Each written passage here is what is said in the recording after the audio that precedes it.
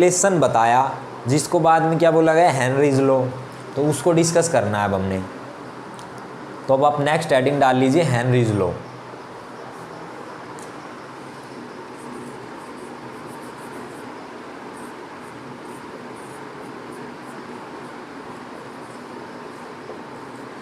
और भैया ये आपका इम्पोर्टेंट है, हेनरीज लॉ जो है वो इम्पोर्टेंट है आपका एग्ज़ाम में। इसकी एप्लीकेशन या डेफिनेशन दोनों से क्वेश्चन आने के पूरे चांसेस होते हैं आपके। तो हेनरीज लॉ क्या होता है, ये देखिए, एक तो होता है single gas,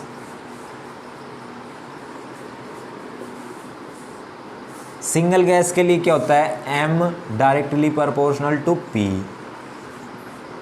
m amount of dissolved gas, pressure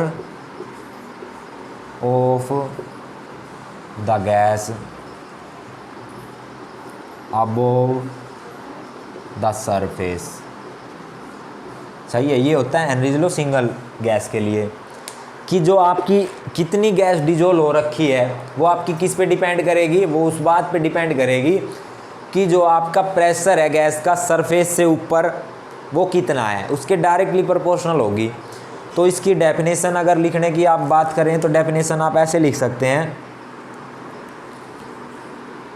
कि द अमाउंट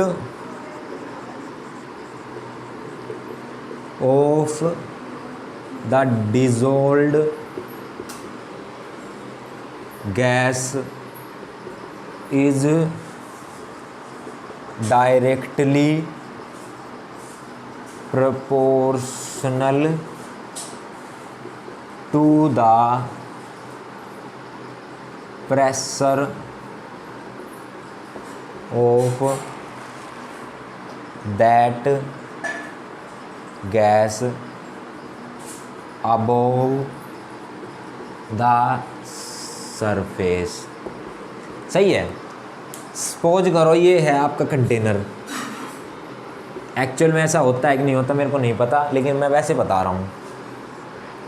सपोज करो ये कंटेनर है, यहाँ पे आपने ये इसमें डिजोल्व कर रखी गैस लिक्विड में, ठीक है।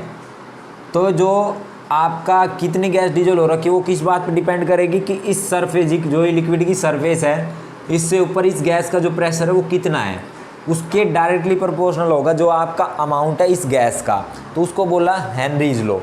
सही है, ये है सिंगल गैस के लिए। अगर आपने यही चीज़ किसके लिए, फॉर मिक्सचर, ये लॉ सिर्फ गैसेस के लिए दिया गया था। मिक्सचर के केस में क्या होता है, P directly proportional to X, और जब डायरेक्टली प्रोपोर्शनल को यहाँ से हटाएंगे प्रोपोर्शनैलिटी कांस्टेंट, तो एक KH कांस्टेंट लगाया जाएगा, जिसको क्या बोला उसने, हेनरीज लॉ कांस्टेंट। P जो है वो है पार्शियल प्रेशर, X जो है मोल फ्रैक्शन ऑफ गैस। सही है। तो अगर आप इसको डिफाइन करना चाहते हैं मिक्सचर के लिए, तो आप इसको इस तरह से कुछ डिफाइन करेंगे कि mole fraction of that gas is directly proportional to the partial pressure, या partial pressure of a gas is directly proportional to the mole fraction of that gas in the solution. ये आपका किसके लिए हो जाएगा, Henry's law. ये आपका हो जाएगा जो है मिक्सचर के लिए, जो गैस का मिक्सचर है जिसमें दो या दो से ज़्यादा गैसेज वो मिक्स करी हुई है। अब इसका जो एप्लीकेशन पार्ट है वो बहुत ज़्यादा इंपॉर्टेंट है आपके लिए। तो इसका एप्लीकेशन पार्ट की अब हम बात करते हैं। तो मैं इसको इरेज कर रहा हूँ, इसका आप स्क्रीनशॉट लेना चाहे ले सकते हैं। तो आइए अब हम इसका एप्लीकेशन पार्ट देखते हैं, जिससे कि आपका क्वेश्चन आने के पूरे चांसेस होते हैं।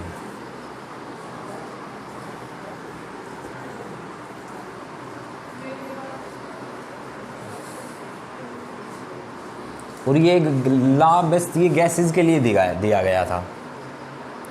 तो फर्स्ट स्टेटमेंट के according m directly proportional to p, और सेकेंड स्टेटमेंट के according p is equal to kh into x,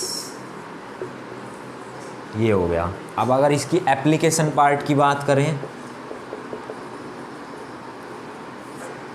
तो फर्स्ट एप्लीकेशन क्या है, इन सॉफ्ट ड्रिंक्स। तो सॉफ्ट ड्रिंक्स में इसकी क्या एप्लीकेशन है कि सॉफ्ट ड्रिंक्स में देखो, सॉफ्ट ड्रिंक्स में क्या होता है कि CO2 को ज़्यादा से ज़्यादा डिजोल्व करने के लिए क्या किया जाता है, सॉफ्ट ड्रिंक्स हो गया, सोडा वाटर की बोटल्स होगी, उसमें ये किया जाता है कि हेनरीज लॉ को अप्लाई किया जाता है, और उसमें ज़्यादा से ज़्यादा CO2 डिजोल्व करने के लिए जो बोतल है आपकी, उसको अंडर हाई प्रेशर सील कर दिया जाता है। ठीक है, तो ये फर्स्ट एप्लीकेशन हो गई। तो इसमें आप लिखने की कोशिश करेंगे तो कैसे करेंगे, to increase the solubility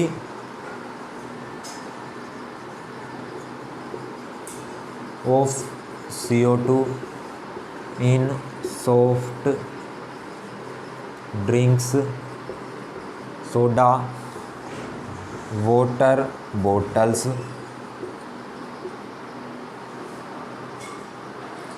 to increase the solubility of CO2 in soft drinks, soda water bottles,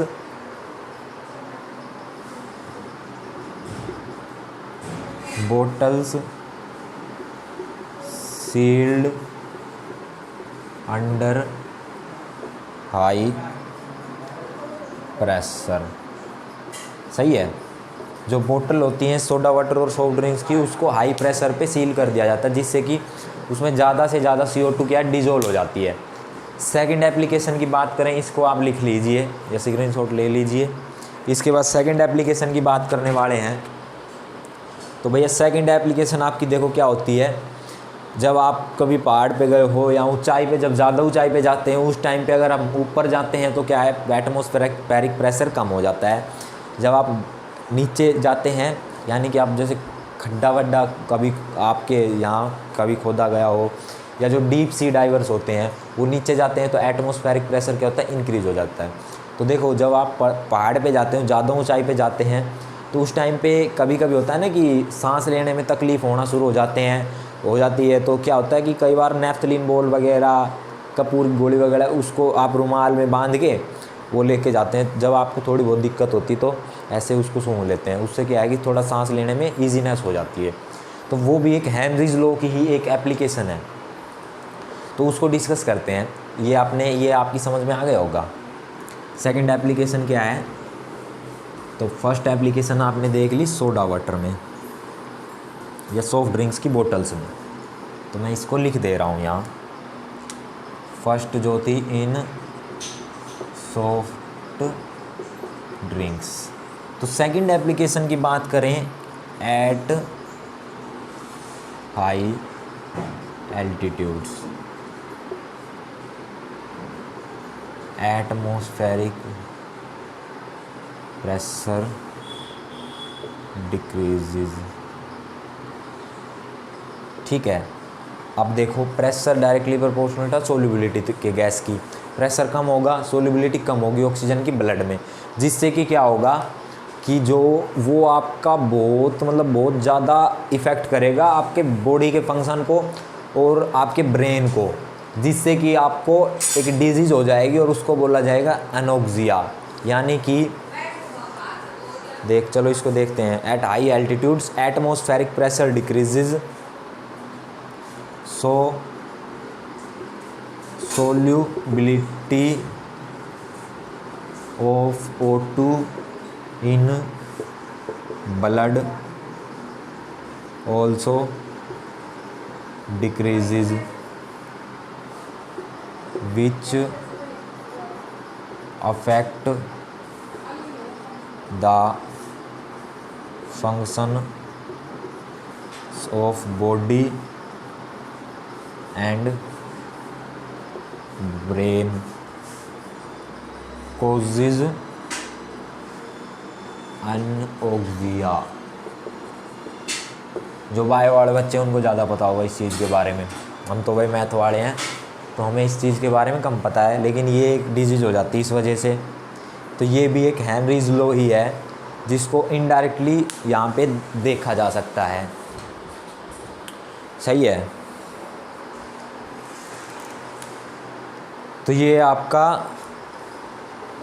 होगी सेकंड एप्लीकेशन।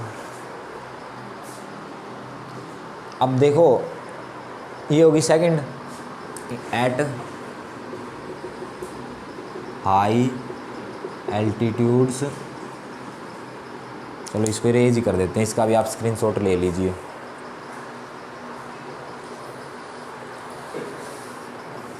इसको कर दिया इरेज।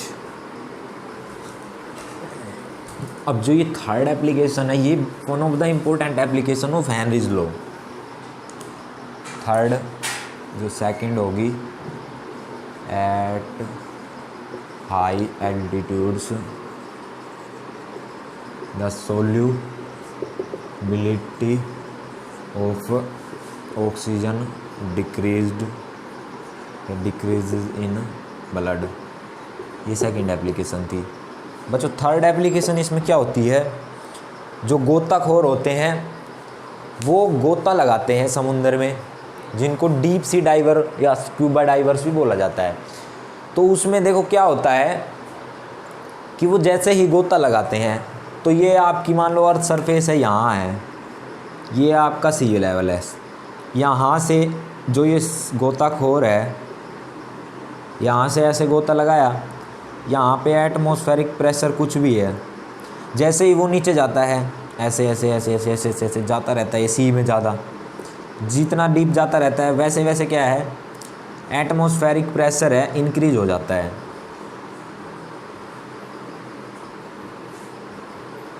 एटमॉस्फेरिक प्रेशर क्या हो जाता है, इंक्रीज हो जाता है नीचे जैसे जैसे जाते हैं। तो वो एक सिलेंडर का यूज करते हैं जिसमें कि नाइट्रोजन और ऑक्सीजन का एक मिक्सचर भरा हुआ होता है। चलो कोई बात नहीं, लेकिन जैसे ही वो अर्थ की सरफेस पे वापस आते हैं तो उस केस में क्या हो जाता है, ऑक्सीजन की तो चलो हमारी बॉडी को एक आदत है, तो ऑक्सीजन तो आपकी यूटिलाइज हो जाती है, लेकिन जो नाइट्रोजन गैस है उसका क्या करेंगे। अब हमारी बॉडी को नाइट्रोजन गैस की बिल्कुल भी आदत नहीं है, तो हमारी बॉडी नाइट्रोजन गैस का क्या करेगी। अब नाइट्रोजन गैस का कुछ नहीं करेगी, तो नाइट्रोजन गैस को वो बाहर निकालेगी, रिलीज करना शुरू करेगी। तो जैसे जैसे वो नाइट्रोजन गैस निकलेगी वैसे वैसे वो क्या है, बबल्स की फॉर्म में निकलना शुरू हो जाएगी, यानी कि मुंह में से झाग आने शुरू हो जाएंगे। सही है। तो वो मुंह में झाग आने की वजह से क्या होगा, एक बहुत खतरनाक बीमारी हो जाती है जिसको बोला जाता है बैंड्स। जो सिलेंडर होता है उस सिलेंडर में ये भरा होता है ऑक्सीजन प्लस नाइट्रोजन का एक मिक्सचर होता है। ठीक है। जैसे ही वो ऊपर आते हैं तो उस बीमारी हो जाती है उनको उसको बोला जाता है bands, which is so dangerous for life. बहुत ख़तरनाक बीमारी होती है। सही है। तो अब क्या सोचा गया कि इससे कई बार क्या गोताखोर उनकी मौत भी हो गई। तो भाई अब उन्होंने किसी साइंटिस्ट वगैरह से जैसे कांटेक्ट किया या बात वगैरह की, भाई दो बंदों ने आपस में बात वगैरह करी होगी, कैसे क्या हुआ होगा, कुछ तो हुआ ही होगा। तो क्या हुआ कि उन्होंने अपनी प्रॉब्लम बताई कि ऐसे ऐसे ये प्रॉब्लम है कि भाई हमारे 5-7 गोताखोर 10, 20, 50, 100 जितने हैं वो भाई उनकी डेथ भी हो चुकी है। तो क्या सोचा गया कि भाई इसको तो कम करना पड़ेगा। तो उस जो ये खतरा है इसको कम करने के लिए अब जो आजकल जो सिलेंडर यूज हो रहे हैं, एलपीजी वाला सिलेंडर नहीं, जो सिलेंडर वो यूज करते हैं सांस लेने के लिए, उसमें क्या होता है, उसमें helium plus nitrogen plus oxygen का एक मिक्सचर होता है। इसमें हीलियम अबाउट 11%, नाइट्रोजन अबाउट 56% और ये होती 32 के आसपास ऑक्सीजन। सही है। तो इस वजह से जो ये बीमारी है ये होनी कम हो गई है। ऐसा क्यों होता है, हीलियम ही क्यों यूज करी, इसका भी एक अपना रीज़न है। इसका रीज़न क्या है, हीलियम इसलिए यूज करी, एक तो ये इनर्ट है नेचर में। सही है। इनर्ट है तो किसी के साथ रिएक्ट ही नहीं करेगी। सेकंड ये है लेस सोल्यूबल इन ब्लड। सही है। ये होती लेस सोल्यूबल होती ब्लड में। तो ये हमने आपको समझा दिए हेनरीज लॉ की एप्लीकेशन। 3 एप्लीकेशन है मेन इसमें से ये थर्ड इम्पोर्टेंट है। मैं बार बार कह रहा हूँ इसको, इसके पूरे चांसेस होते हैं एग्ज़ाम में आने के लिए। और कोई अगर मान लो मेरा जैसा एग्ज़ाम बना रहा है तो वो हेनरीज लॉ की ये एप्लीकेशन ज़रूर देगा आपको। सही है, इतना काम आपका हो गया है। तो इसको आप एक बार अगर और अच्छे से अगर आपको समझ में नहीं आया तो आप एक बार दोबारा वीडियो को देखिए और इसको एक बार एनसीईआरटी से आप रीडिंग मारिए, आपको अच्छे से बिल्कुल क्लियर हो जाएगा जो आपकी पिक्चर है इसकी हेनरीज लॉ की। सही है, इसके बाद अब हम बात करेंगे वेपर प्रेशर की। तो अब हम बात कर लेते हैं वेपर प्रेशर की। इसको कर देते हैं इरेज।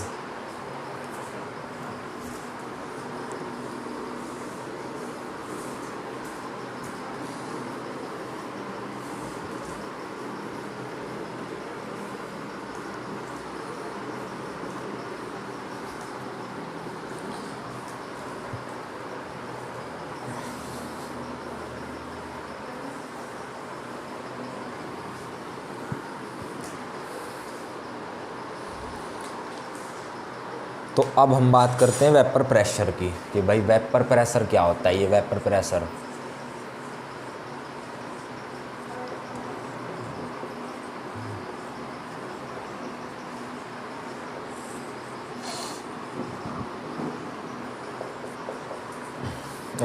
क्या होता है वो देखिए। अब इंग्लिश में डिफाइन करें तो डेफिनेशन लिख लीजिए। The pressure exerted by the vapors of a liquid when these vapors are in equilibrium with that liquid। हाँ, तो वेपर प्रेशर देखते हैं क्या होता है। वेपर प्रेशर, वेपर्स का प्रेशर, वेपर प्रेशर, ठीक है, वेपर्स का प्रेशर, वेपर प्रेशर। अब इसको देखिए, समझिए। ये आपका कोई कंटेनर है, इसमें आपका ये लिक्विड भरा है। सही है,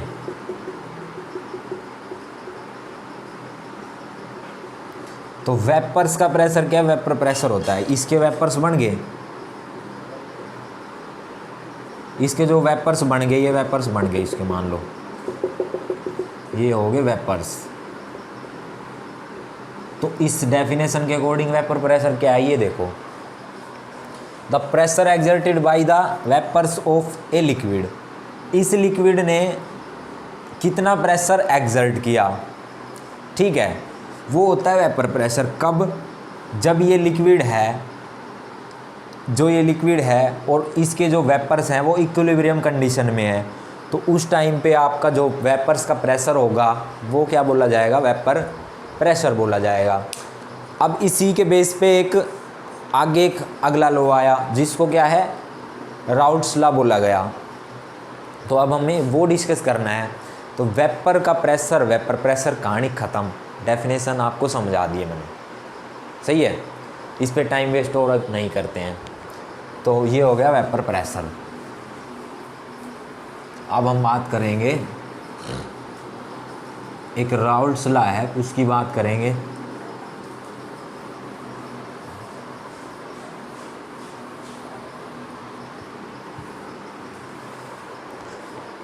तो राउल्ट्स लॉ की बात करने से पहले एक बार मैं इंक डाल लेता हूँ। मेरा मार्कर जो है वो थोड़ा कम चलना शुरू हो गया है।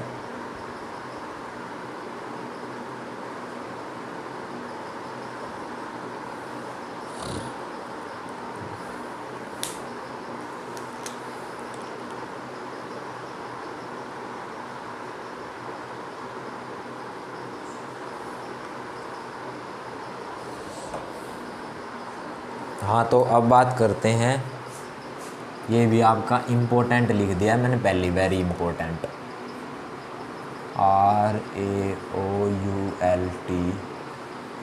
यस, ये होता है राउल्ट्स लॉ। ये क्या होता है? Mole fraction is directly proportional to the vapour pressure.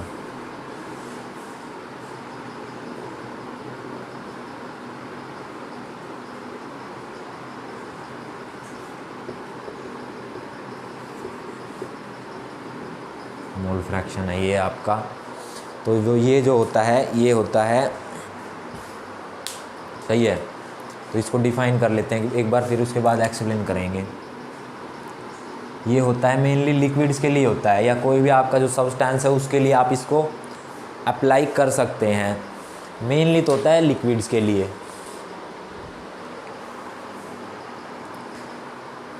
तो इसमें आप क्या लिखेंगे? The vapour pressure of any component is directly proportional to the mole fraction of that component in solution। तो इसका जो प्रेशर होता है उसको क्या, सॉरी, इसमें जो ये होता है कि जो वेपर प्रेशर है किसी भी कंपोनेंट का, वो डायरेक्टली प्रोपोर्शनल होता है उसके मोल फ्रैक्शन के, कि उसके मोल फ्रैक्शन कितने हैं सॉल्यूशन में। तो उसको क्या बोला जाता है? Raoult's law. ठीक है। तो अब इस प्रोपोर्शनलिटी को हटाने के लिए जो P डायरेक्टली प्रोपोर्शनल को हटाने के लिए कांस्टेंट लगा दिया, ये एक कांस्टेंट ही मान लो P0XA। तो ठीक है, ये PA यानी कि A कंपोनेंट का हो गया, जहाँ पे आपका जो ये PA हो गया पार्शियल वेपर प्रेशर, सही है। P0 हो गया vapour pressure of pure component, सही है। और XA हो गया आपका मोल फ्रैक्शन।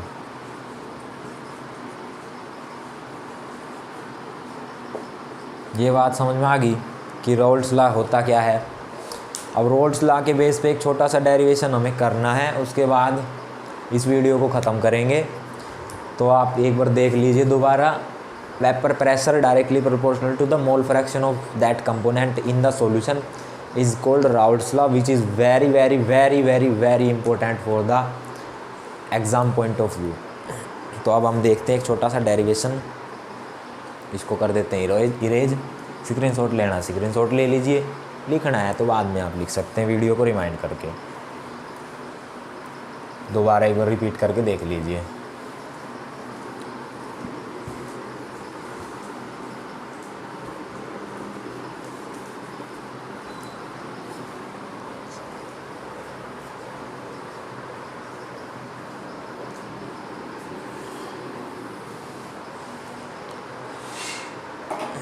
एक छोटा सा डेरिवेशन करना है अब हमें।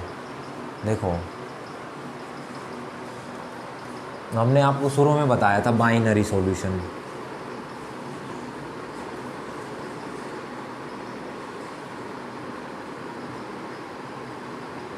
बाइनरी सॉल्यूशन में दो चीज़ें बताई थी, सोल्यूट, सोलवेंट, लेस अमाउंट,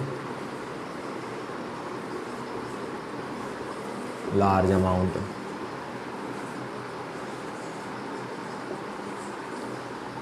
सही है। अब देखो, जो लिक्विड सॉल्यूशन कैसे बनेंगे? लिक्विड सॉल्वेंट होगा, ठीक है। सोल्यूट आपका लिक्विड, गैस, सॉलिड कुछ भी हो सकता है। तो अब देखो, जो आपके जनरली जो लिक्विड सॉल्वेंट होते हैं वो होते हैं वोलेटाइल, सही है। जो लिक्विड सॉल्वेंट होते हैं वो मैक्सिमम क्या होते हैं? लिक्विड सॉल्वेंट वो मोस्टली आपके वोलेटाइल होते हैं। और जो इसके बाद जो आपके जो सोल्यूट है वो आपका वोलेटाइल हो भी सकता है, वोलेटाइल, सही है। ये हो भी सकता है और नहीं भी, दोनों ही बात होती है। अब हमने मान लिया कि हमारे पास दो कंपोनेंट, एक सॉल्यूशन है जिसमें दो कंपोनेंट है, फर्स्ट ए और बी बुक में हो सकता है इसको फर्स्ट सेकंड लिख रखा हो, जो दोनों ही हमने क्या मान लिए वोलेटाइल हैं। उसके लिए अब हम डेरिवेशन करते हैं, जो कि आपको न्यूमेरिकल में आगे बहुत काम आएगा।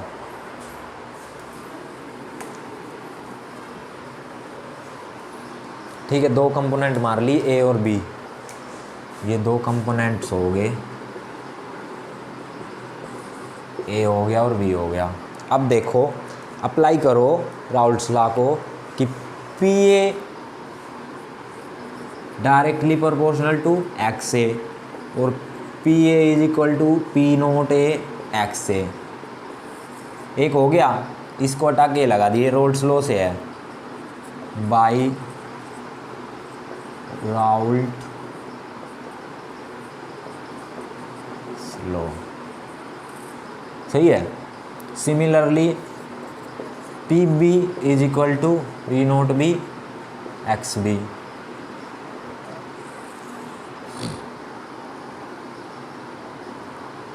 ये हो गया। अब आपको पता है कि मोल फ्रैक्शन होता है x A plus X B की वैल्यू होती है 1। तो एक्स ए या एक्स बी की किसी की वैल्यू निकाल लो, मान ली एक्स ए की वैल्यू निकाल ली 1 माइनस एक्स बी।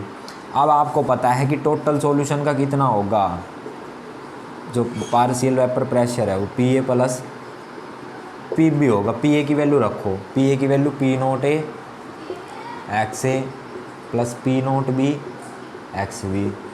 तो यहाँ पे आप ये एक्स ए की जगह ये वैल्यू डाल दो यहाँ,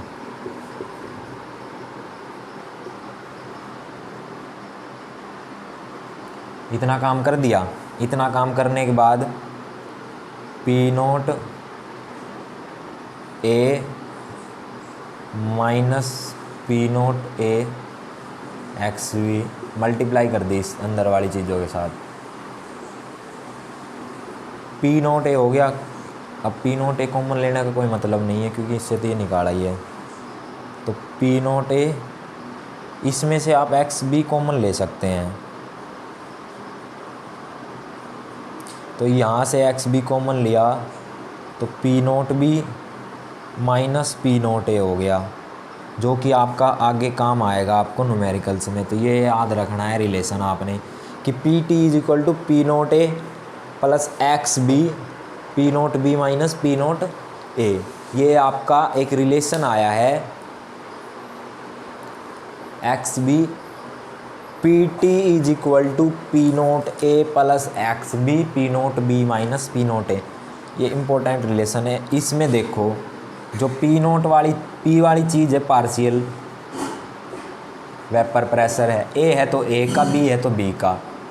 पी नोट है जो वो प्योर स्टेट वेपर प्रेशर इन